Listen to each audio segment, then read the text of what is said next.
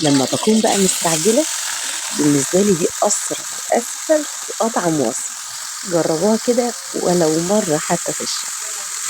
وصفتي النهاردة بقى يا بنات هتعجبكم أوي أوي أوي. وصفة سهلة اقتصادية بطعم مميز.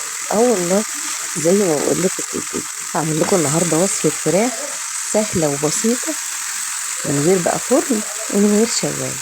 بجد بجد هتاكلوا أحلى فراخ هتدوقوها في حياتكم بمقادير سهلة وبسيطة وعلى قد الإيد. أنا هنا وصفات الغداء جايلك من الزمن الجميل. هنقدم مع بعض وصفات سهلة جدا اقتصادية وبسيطة وعلى قد الإيد. وزي ما حضراتكم بقى شايفين أنا معايا فرخة، هي بصراحة أكتر من فرخة، تقريبا كده فرخة ونص. والخضار اللي معايا بصل وطماطم وفلفل ألوان. بتحبي الحامي تقدري تضيفي. استخدمت هنا يا بنات اللهم بارك فرخة ونص. كانت الفرخة ما شاء الله معدية 3 كيلو. ضفت لها بصلتين و3 حبات من الطماطم وقرن من الفلفل. تقدري تضيفي التوم لو بتحبي. طاسة بقى على النار وبسخنها وحاطة فيها شوية من الزيت. صدقوني يا بنات نقطة زيت قليلة جدا، يعني لدرجة انها مش باينة اصلا. المادة الدهنية هنا اختياري، تقدري تضيفي زبدة او سمنة عادي مفيش اي مشكلة. بنزل يا بنات بالجلد بتاع الفراخ على الطاسة على طول وهي سخنة. لازم يا بنات الطاسة تكون سخنة.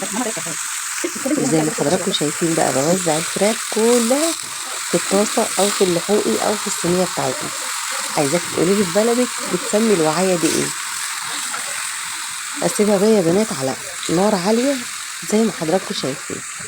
انا هنا عايزة الجلد بتاع الفراخ نفسه يحمر، وعايزاك تكوني مصفية الفراخ من المية تماما بعد غسيلها طبعا.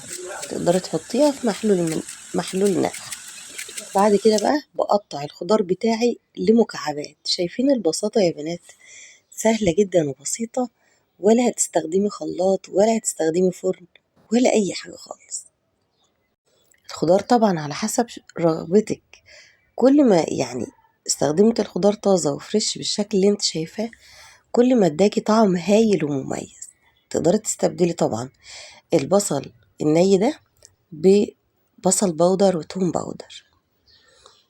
الفلفل يا بنات بيدي نكهة مميزة جدا، حاجة كده تحسيها ايه يعني. لا بجد ما دقتهاش قبل كده.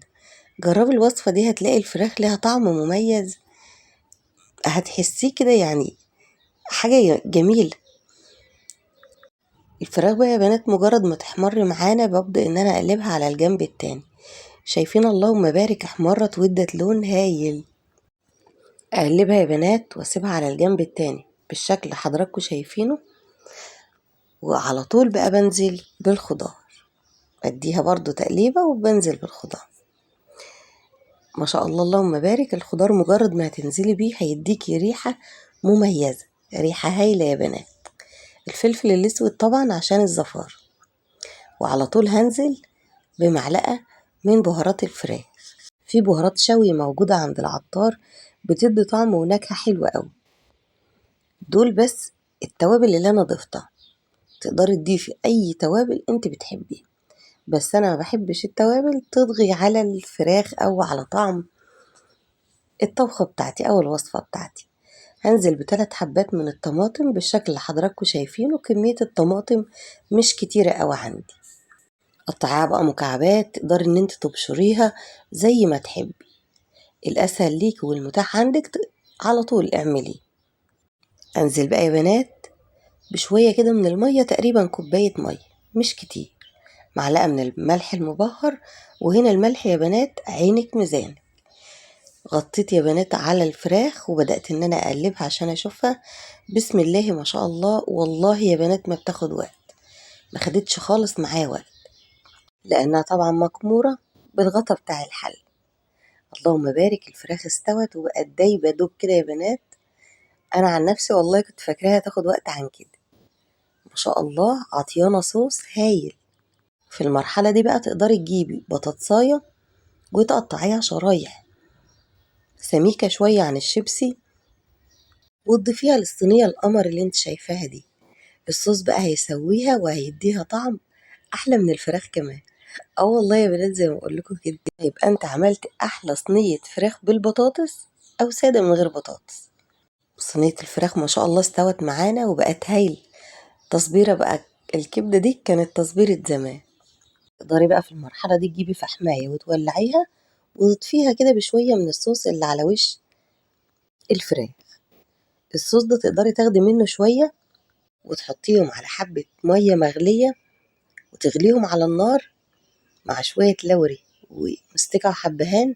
هيعملوا لك احلى شوربه فراخ هتاكليها في حياتك. يبقى الوصفه بقى طلعنا منها ما شاء الله اللهم بارك اكتر من وصفه. صينيه فراخ بالبطاطس وشوربه كمان. عايزه تدخليها الفرن وتديها لون عادي اديها، بس انا عن نفسي شايفاها فراخ مميزه بلون هايل من غير لا فرن ولا شوايه. اطفيها بس بفحماية هتاكلي احلى فراخ وهتدعيلي عليه. ما تنسوش تحبوا بعض.